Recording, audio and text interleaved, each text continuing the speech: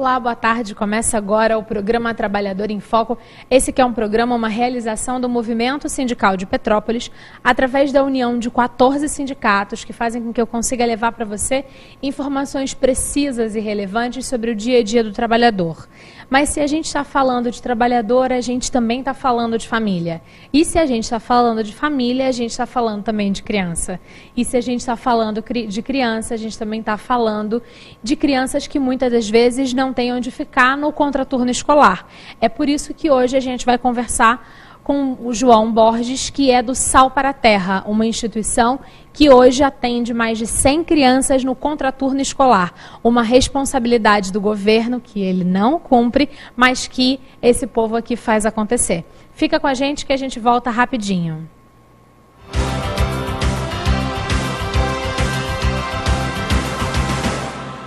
Sede bem-vindos à casa de meu pai, o imperador Dom Pedro II. Gostaria de apresentar-vos minhas amigas, Amandinha, Adelaide, Condessa de Barral e Francisca. Venha conhecer nossos jardins e participar de um sarau imperial.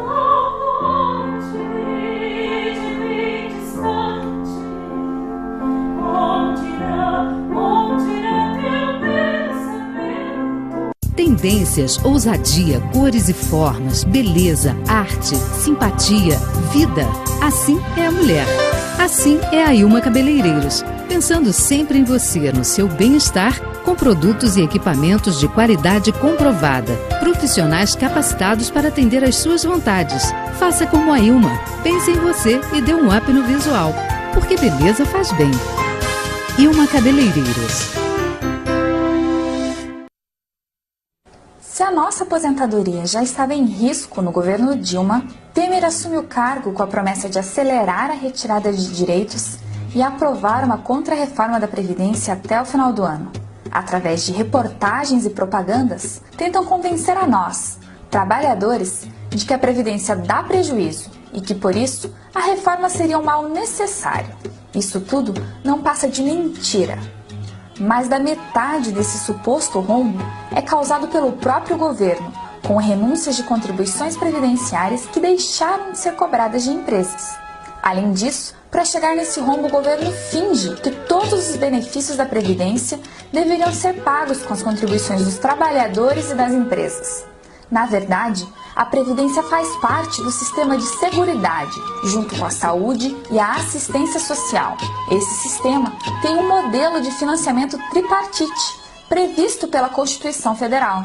Além das contribuições de trabalhadores e empresários, há também impostos e receitas que deveriam ser repassadas pelo Estado. Quando a conta é feita como manda a Constituição, a Seguridade Social arrecada mais do que o necessário, com sobra. Mas a maior parte dessas receitas é historicamente desviada para outras áreas. Mecanismos como a desvinculação de receitas da União são usados para tirar dinheiro de áreas sociais e favorecer empresários e banqueiros com o pagamento da dívida pública. O governo maquia os dados para encobrir a retirada de direitos. O objetivo por trás da mentira do rombo é liberar mais recursos para o pagamento da dívida pública e ainda abrir o mercado lucrativo para os empresários da Previdência Complementar. Empresários, políticos e a mídia comercial estão juntos para tentar jogar a conta da crise nas nossas costas. Mas nós, trabalhadores, somos a maioria da população. Estamos nas escolas, nos hospitais, nas fábricas e juntos podemos impedir qualquer tentativa de retrocesso. O caminho para barrar o desmonte da Previdência é a construção de uma grande greve geral. Ajude a espalhar essa ideia e junte-se à luta em defesa de direitos.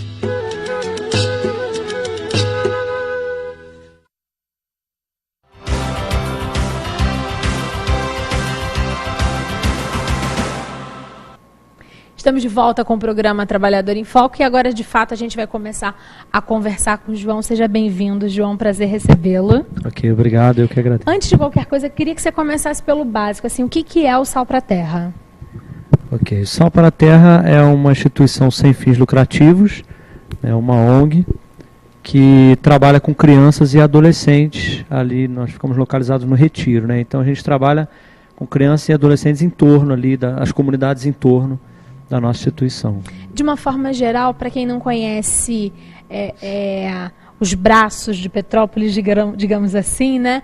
Acha que o Retiro é uma área rica, mas não é muita verdade não, né? Ah, não, ali o Retiro tem muitas comunidades carentes, né? A quantidade ali de famílias carentes em torno ali é muito grande. A gente tem porque a Barão do Rio Branco é bonita, mas as entradas elas vão sendo de comunidades, e a gente tem ali o Neylor, né? Isso, tem o Alemão. Isso. Você atende crianças, então, dessa região? Isso, comunidade de São Luís, Alemão, Vale dos Esquilos, o Neylor, né, que é um dos bairros mais populosos ali, e alguns do Quarteirão Brasileiro, ali por ali. Maravilha. Há quanto tempo que a instituição existe? Então, nós estamos indo para 18 anos. Já. Maioridade.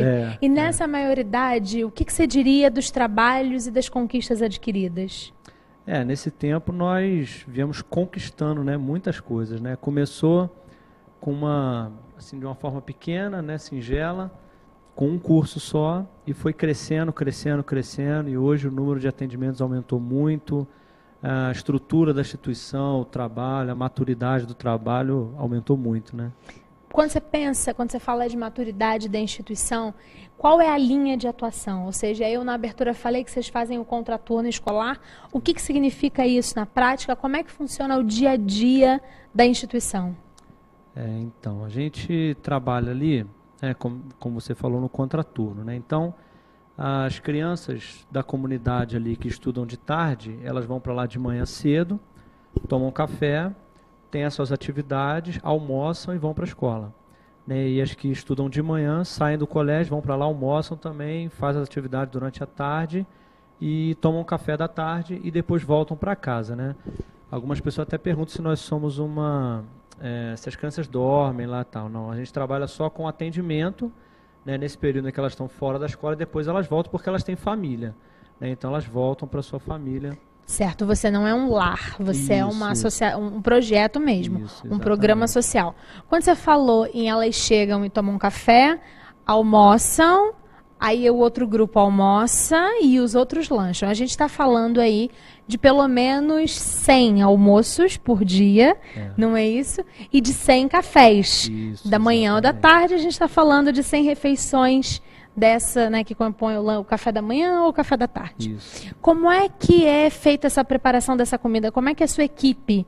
Né? A gente sempre fala muito da equipe dos professores e raramente a gente fala dessa galera que para fazer comida para 100 crianças rala um bocado, né? Então, a gente tem lá, né, uma equipe de cozinheiras lá, né, que as crianças amam demais, né, as cozinheiras lá, porque elas preparam tudo com muito amor, né? Então, elas são funcionárias, né? São funcionárias de tempo integral da instituição e preparam um almoço lá sempre muito rico, né? Com muito legume, com, né, muitos ingredientes, né, importantes para a saúde dela, porque até muitas dessas crianças, né, que têm famílias, mas às vezes o pai não tem condição, a mãe não tem condição de dar uma boa alimentação, né, para as crianças, às vezes não tem condições em casa, né, de se alimentar bem. E aí lá na instituição eles têm uma boa alimentação e eles ficam lá a semana toda. Né? De segunda a sexta, todas as crianças estão lá, tendo atividades lá e se alimentando bem também. Né? Maravilha. Quando a gente pensa, quando você falou que elas passam a manhã ou à tarde, durante esse horário, qual é a carga horária média na parte da manhã e na parte da tarde? Horário de chegada e saída? Sim. As crianças da manhã chegam às 8 horas da manhã, né, e saem 1 hora, né? Alguns saem um pouco antes, um pouco depois, de acordo com o horário da escola, e as que estudam de manhã chegam lá por volta de 1 hora e saem 5h30. Entendi. Nesse horário, quais são as atividades que vocês proporcionam para essas crianças? Porque para quem é mãe, entende, eu não sou, mas assim, né, sei um pouco só da teoria, né, que manter uma criança ocupada, né, e de forma adequada por essa carga horária, aí se for falar de 8 a meio-dia, você está falando de 4 horas, é complexo. Quando você tem 50 crianças junto, aí é que é o bicho da goiaba, né? Então, assim, quais são as atividades que vocês proporcionam para essas crianças que muito mais de ocupar o tempo é fazer com que esse tempo seja de fato produtivo? Então, o trabalho fundamental da instituição lá é prevenção, né? Porque as comunidades em torno ali são comunidades com alto índice, né, de envolvimento com drogas, com prostituição, com tudo isso. E aí, conforme muitos pais têm que sair para trabalhar, né, e não tem com quem deixar, então a criança fica sozinha em casa, fica na rua, né, e tem ali acesso, né, a tudo isso de ruim. Então eles vão lá para a instituição e o nosso trabalho é com prevenção. Então hoje lá nós temos, né, no espaço da instituição nós temos uma quadra poliesportiva, nós temos várias salas, temos biblioteca. Então a gente tem lá uma escola de futebol, nós temos o judô, temos a área de beleza, né? Nós temos uma voluntária lá que dá aula de corte de cabelo, nós temos também uma sala de música que tem aula de bateria, tem aula de violão, temos o reforço escolar também, que é muito importante, dá um resultado ótimo, né, nas notas, né, no rendimento escolar das crianças. E temos também 2 conquistas muito grandes lá para nós, que foi a sala da psicóloga, né? Então temos uma psicóloga lá que dá atendimento a todas as crianças. Com certeza, isso é vital. E adolescentes. E nós temos lá dentro também um consultório dentário completo. Nós temos 2 dentistas que são voluntários lá. Então eles dão um atendimento odontológico gratuito para todas as crianças, inclusive colocação de aparelho. Nossa, em todas que as 100 maravilha. crianças. Que maravilha. A gente vai, na verdade, antes de chamar o intervalo, eu vou pedir um vídeo especial que a gente trouxe, a pedido do Sindicato dos Têxteis, para a gente tomar um pouquinho de cuidado, todos nós, trabalhadores, a respeito das manipulações que nós sofremos dia a dia. Vamos rodar o VT. Em um Estado totalitário, não há necessidade de importar-se com o que as pessoas pensam, uma vez que o governo pode controlar esses pensamentos através da força de seus cacetetes. Mas em um Estado democrático, onde não se pode controlar as pessoas pela força, há que se controlar o que as pessoas pensam, e para isso, utiliza-se de técnicas de manipulação de massa. Adiante, citaremos as 10 técnicas de manipulação listadas por Noam Chomsky, um linguista, filósofo, cientista cognitivo, comentarista e ativista político norte-americano, referenciado em âmbito acadêmico como o pai da linguística moderna.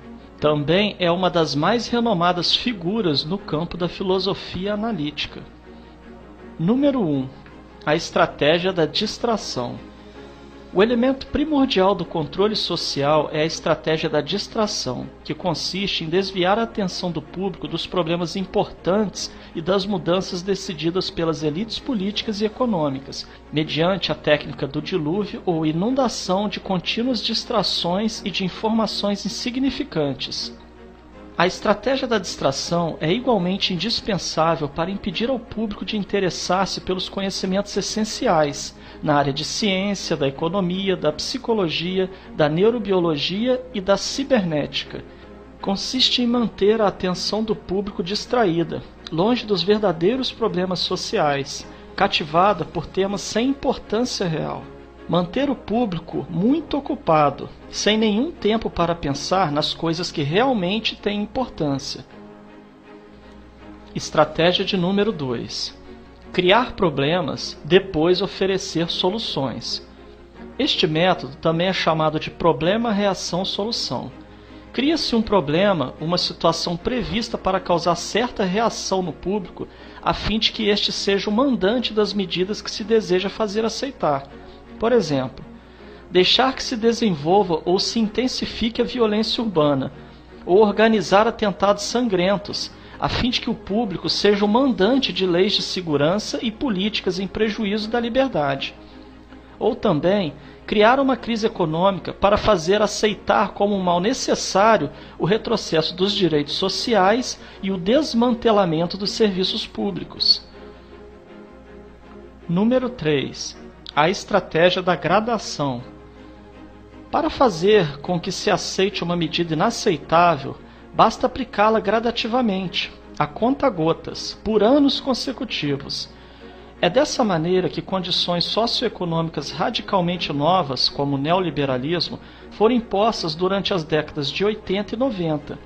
Estado mínimo, privatizações, precariedade, flexibilidade, desemprego em massa, salários que já não asseguram uma vida decente, tantas mudanças que haveriam provocado uma revolução se tivessem sido aplicados de uma só vez. Número 4. a estratégia do deferido. Outra maneira de se fazer aceitar uma decisão impopular é de apresentá-la como sendo dolorosa e necessária, obtendo a aceitação pública no momento para uma aplicação futura. É mais fácil aceitar um sacrifício futuro do que um sacrifício imediato. Primeiro, porque o esforço não é empregado imediatamente. Em seguida, porque o público, a massa, tem sempre a tendência a esperar ingenuamente que tudo irá melhorar amanhã e que o sacrifício exigido poderá ser evitado. Isto dá mais tempo ao público para acostumar-se com a ideia de mudança e de aceitá-la com resignação quando é chegado o momento. Estratégia número 5. Dirigir-se ao público como crianças de baixa idade. A maioria da publicidade dirigida ao grande público utiliza discurso, argumentos, personagens e entonações particularmente infantis, muitas vezes próximos à debilidade, como se o espectador fosse um menino de baixa idade ou um deficiente mental. Quanto mais se deseja enganar ao espectador, mais se tende a adotar um tom infantilizante. Por quê? Se você se dirige a uma pessoa como se ela tivesse a idade de 12 anos ou menos, então, em razão da sugestionabilidade, ela tenderá, com certa probabilidade, a uma resposta ou reação também desprovida de um sentido crítico, como a de uma pessoa de 12 anos ou menos de idade. Estratégia número 6. Utilizar o aspecto emocional muito mais do que a reflexão. Fazer uso do aspecto emocional é uma técnica clássica para causar um curto-circuito na análise racional e, por fim, ao sentido crítico dos indivíduos. Além do mais, a utilização do registro emocional permite abrir a porta de acesso ao inconsciente para implantar ou enxertar ideias, desejos, medos e temores, compulsões ou induzir comportamentos. Estratégia de número 7. Manter o público na ignorância e na mediocridade. Consiste em fazer com que o público seja incapaz de compreender as tecnologias e os métodos utilizados para seu controle e sua escravidão. A qualidade da educação dada às classes sociais inferiores deve ser a mais pobre e medíocre possível, de forma que a distância da ignorância que para entre as classes sociais inferiores e as classes sociais superiores seja e permaneça impossível para o alcance das classes inferiores. Estratégia de número 8. Estimular o público a ser complacente na mediocridade. Consiste em promover o público a achar que é moda o fato de ser estúpido, vulgar e inculto. Estratégia de número 9. Reforçar a revolta pela autoculpabilidade. Fazer o indivíduo acreditar que é somente ele o culpado pela sua própria desgraça, por causa da insuficiência de sua inteligência, de sua capacidade ou de seus esforços. Assim, ao invés de rebelar-se contra o sistema econômico, o indivíduo se autodesvalida e culpa-se, o que gera um estado depressivo do qual um dos seus efeitos é a inibição de sua ação. E sem ação não há revolução. Estratégia de número 10. Conhecer melhor os indivíduos do que eles mesmos se conhecem. No transcorrer dos últimos 50 anos, os avanços acelerados da ciência têm gerado crescente brecha entre os conhecimentos do público e aqueles possuídos e utilizados pelas elites dominantes.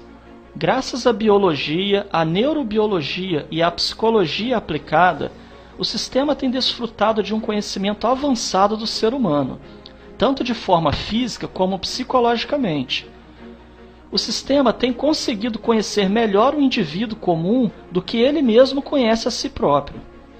Isto significa que, na maioria dos casos, o sistema exerce um controle maior e um grande poder sobre os indivíduos do que os indivíduos a si mesmos.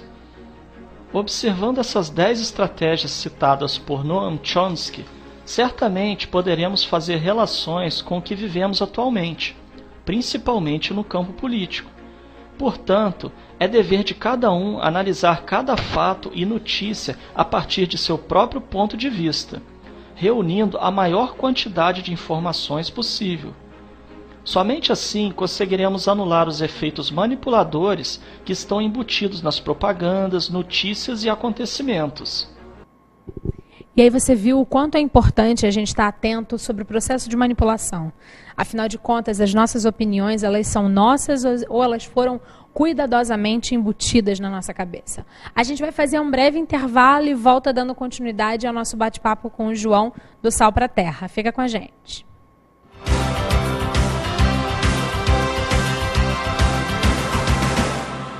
Sede bem-vindos à casa de meu pai, o imperador Dom Pedro II. Gostaria de apresentar-vos minhas amigas, Amandinha, Adelaide, Condessa de Barral e Francisca. Venha conhecer nossos jardins e participar de um sarau imperial.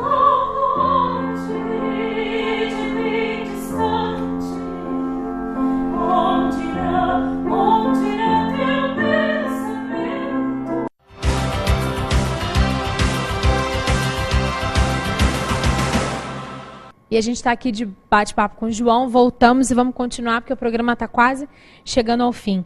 João, você funciona de segunda a sexta, agora está em recesso ou já voltou às atividades? Não, ainda estamos em recesso ainda, que a gente trabalha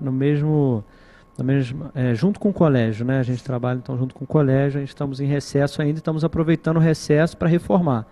Pintar, fazer as pinturas novas lá. Preparar o espaço para receber de braços abertos todo mundo. É isso aí. Qual é a faixa etária dos atendidos na instituição? Então, as crianças podem entrar a partir dos 6 anos, né? Certo. E até os 12 elas podem entrar, né? Mas elas ficam até os 18 anos, elas podem ficar lá na instituição. Você está em momento de vagas abertas ou no momento todas as vagas estão ocupadas? Então, nós temos algumas vagas abertas, né? Porque a gente só abre vaga de acordo com o que a gente consegue atender, né? Claro, então, e hoje atender com cuidado e respeito. A gente consegue atender isso aí, 100 crianças, né? Atendendo bem essas crianças. E alguns completam 18 anos, outros por um motivo ou outro saem. Então, esse ano a gente vai ter algumas vagas, sim, para abrir. Maravilha. Como é que vocês vivem? Então, muito importante. De onde é que vem o dinheiro para pagar essa conta? Então, a gente sobrevive exclusivamente de doações da população de Petrópolis. Como é que essas doações podem ser feitas? Então, nós temos lá um trabalho de telemarketing. Certo. Que ligam para a população de Petrópolis, né, que entram em contato, explicam o trabalho e pedem a doação para as pessoas. E daí o motoboy vai na casa. A gente tem lá uma equipe de alguns motoboys que vai na casa, recebe, deixa um recibo direitinho para a pessoa. E a gente não tem um valor mínimo, né? O que a pessoa puder contribuir, a gente será muito bem-vindo, né? Com certeza vai ajudar a juntar e pagar uma conta. Com e eu sempre falo isso porque as pessoas acham assim, nossa, mas eu só tenho R$5.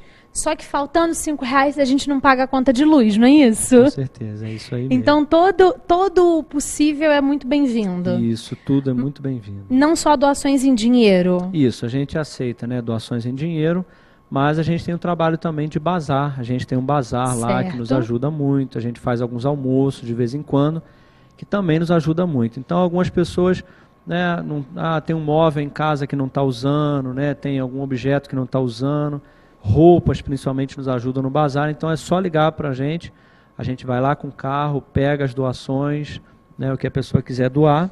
Também alimentos, né, algumas pessoas nos ajudam diretamente com alimentos. Então, todo tipo de ajuda é muito bem-vinda, inclusive também de voluntários. Ah, que ótimo.